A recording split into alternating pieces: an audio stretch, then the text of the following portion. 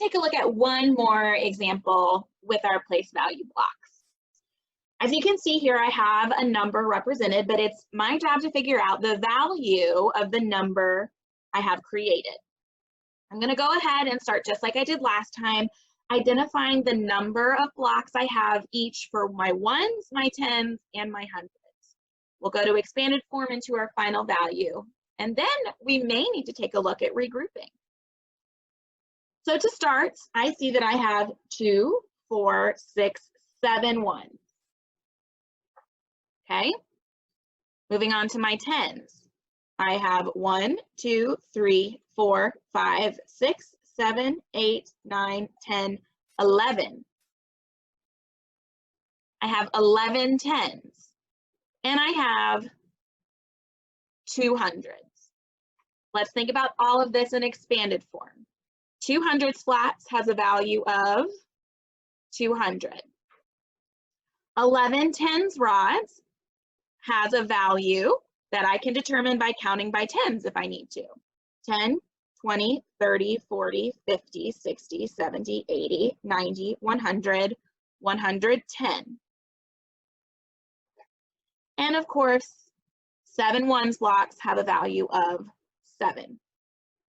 So when I look at my expanded form here, I can add all of those values together and get my total value.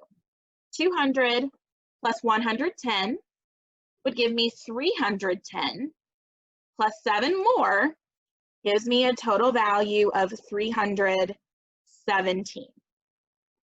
Okay, now, did any red flags go off for you when we were counting up our place value blocks? I hope so. So we're going to take it back to just our model and see if regrouping can help us determine this number as well. All right, remembering that I can only regroup if I have more than 9 of something in each of my categories.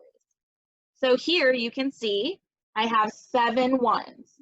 I'm comfortable with leaving 7 alone because I do not have enough to trade for a new rod. All right, taking a look at my rods, I see that I have 11. If it's more than 9, I know that I have to trade or regroup. If I take away rods in order to make a flat, how many rods should I take to make a flat? If you said 10, you are correct. So I'm going to group 10 of these together, and I'm going to trade for another hundreds flat. So you can see here, I now have 1, 2, 3 hundreds and 1 tens rod. So I'm going to go ahead and fill that in. I have 1 tens and I have 3 hundreds. Now I can determine my value for each category of blocks. 3 hundreds is the same as the value of 300. 1 tens rod has the value of 10, and 7 ones blocks have a value of 7. So if I add 300 plus 10 plus 7, I have a total value of 317, which is the exact same value as the first way we represented the number. So in your activity this week, you are going to be presented with some models on a piece of paper. They have been drawn using correct pictures of place value blocks. But just for simplicity's sake, I've drawn some pictures here. So I have a square to represent my hundreds, a line to represent my tens, and some dots to represent my ones. So the first part of your activity in the math packet this week is going to be to look at a model like this and then determine its value. And again, you can do this in a couple of different ways. So let's look at what those 2 ways might look like. So the first way is similar to what we were just practicing, where you're going to identify just the value of the different types of blocks that you have. We'll start with our ones. And I see here that I have 1, 2, 3, 4, 5 ones. So I'm just going to make a note of that. I'm looking at my tens now. I see that I have 1, 2, 3, 4, 5, 6, 7, 8, 9, 10, 11, 12. I have 12 tens.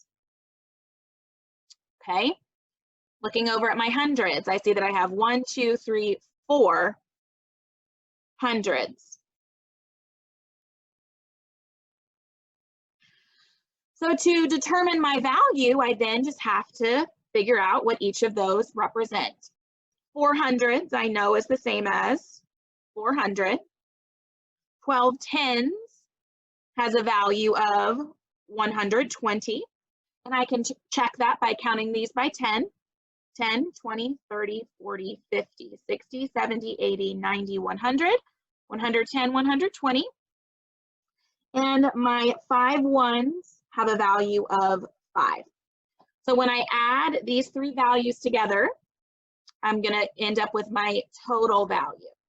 400 plus 120, those two together are going to give me 520 plus 5, 525.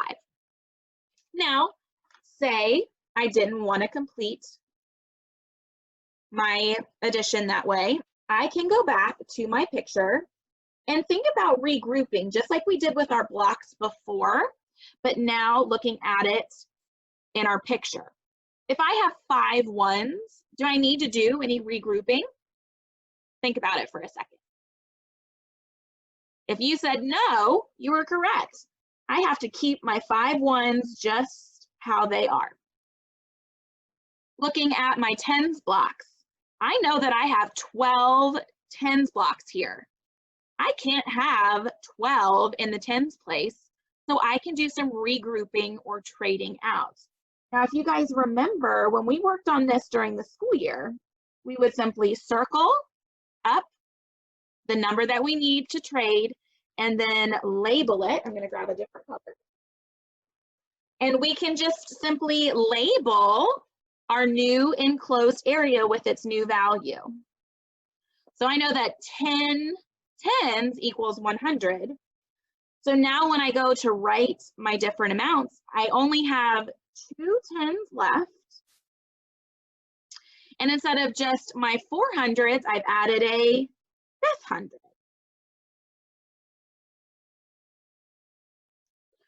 So I can write my values for my different amounts here. 500s is the same value as 500. 2 tens is the same value as 20.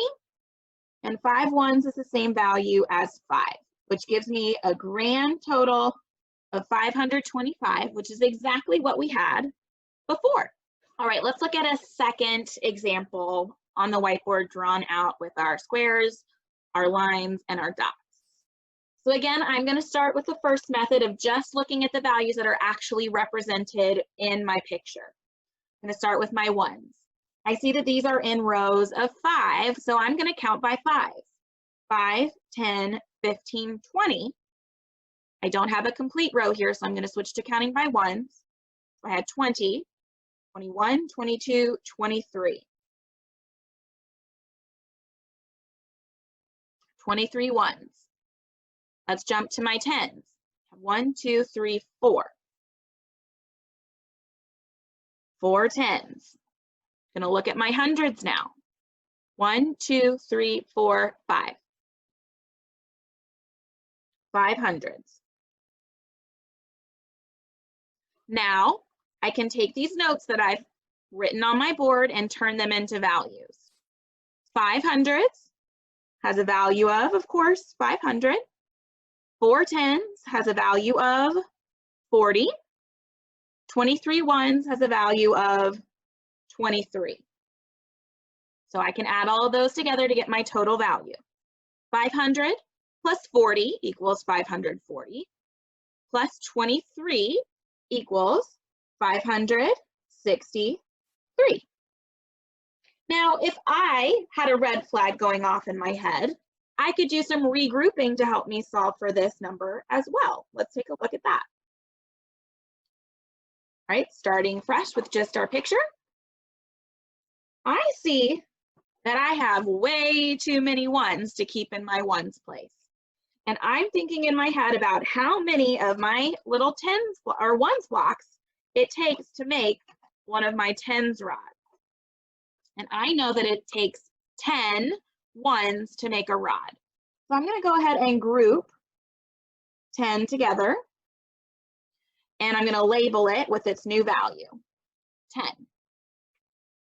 I I'm noticing though that that still leaves me with 5, 6, 7, 8, 9, 10, 11, 12, 13 ones, which means I have to regroup a second time. And I'm going to label that with a 10 because I know that these two groups together are going to move over here. Now that I've done my regrouping, I can redo my notes about the different chunks of my place value blocks. So I have 1, 2, 3 ones left. I have my original 4 10s, but I've added 2 more. So that's 1, 2, 3, 4, 5, 6 10s. And my 500s stayed the same.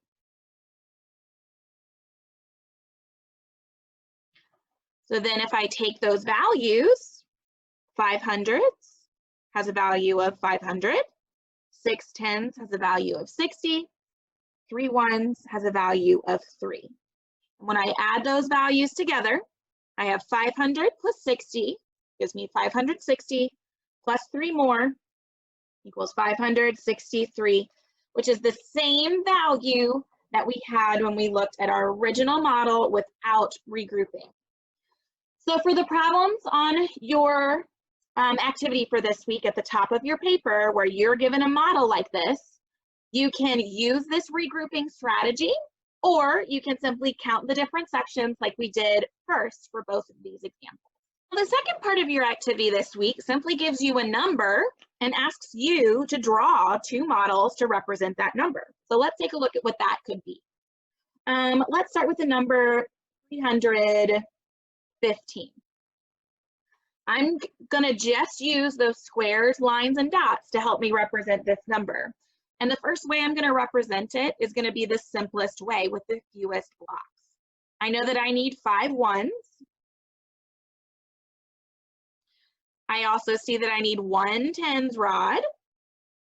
And I see that I have 300s. All right. And just to check my work, I might write down my values. So I see that that's 300 plus 10 plus 5. All right. So that's definitely one way that I could represent 315. On your activity, though, it's asking you to find a second way to represent this number. So I might leave my 300s, and I might trade my rod out for 10 1s. I'm going to keep the 5 that I started with, and instead of my rod, I'm going to add 10 more.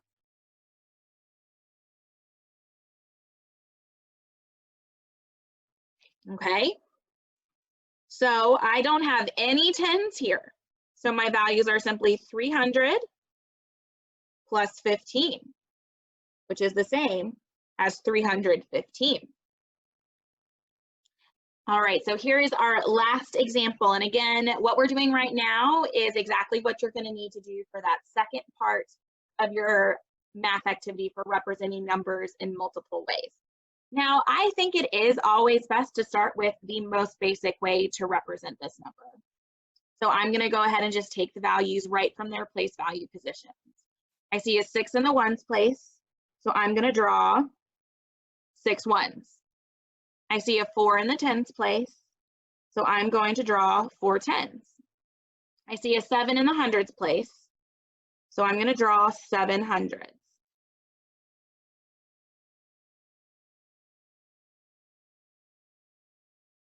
All right, 1, 2, 3, 4, 5, 6, 7. Then to check my work, I can write the values underneath each section. So I have 700, so I know that has a value of 700. I see 4 10s, which has a value of 40. And I see 6 1s, which has a value of 6. When I add all of that together, I get 746, which matches that original number. Now I get to represent my number in a second way.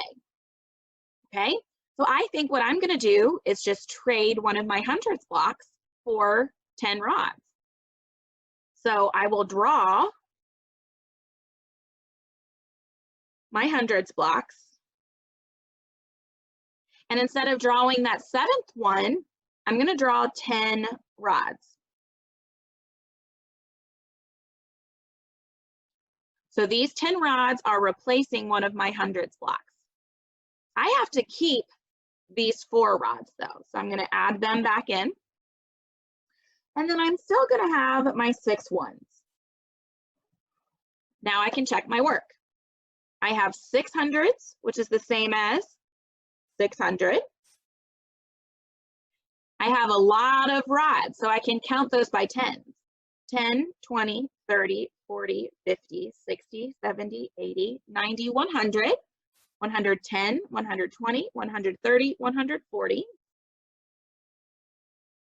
And I still have 6 ones. So when I add those values up, I have 600 plus 140, which gives me 740. And then I have plus 6, which equals 746. So either way, my total value has stayed the same. So to just revisit what you're going to be working on this week and how it matches to what we just talked about, you'll see at the very top of your paper, you have 2 examples where it's your job to figure out the value of the picture. So you're going to use those pictures to help you determine how much value there is in each of those models. You can count them by type of block, or you can use the regrouping strategy that we practiced today. The last 3 examples on your page are asking you to use your square, your line, and your dot to show 2 strategies to represent each of these numbers. You're going to show 2 ways to represent 463, 2 ways to represent 928, and 2 ways to show 214. Again, just simply draw squares, lines, or dots. And since there isn't a lot of space to draw your pictures on this paper, feel free to use loose leaf paper or blank paper in order to give yourself enough space. I would really encourage you to definitely check your work using your expanded form to make sure that the numbers that you're adding together do total the value that you're looking for.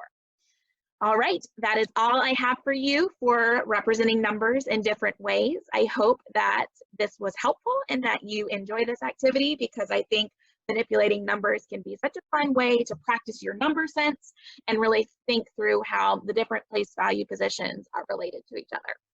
Best of luck with everything.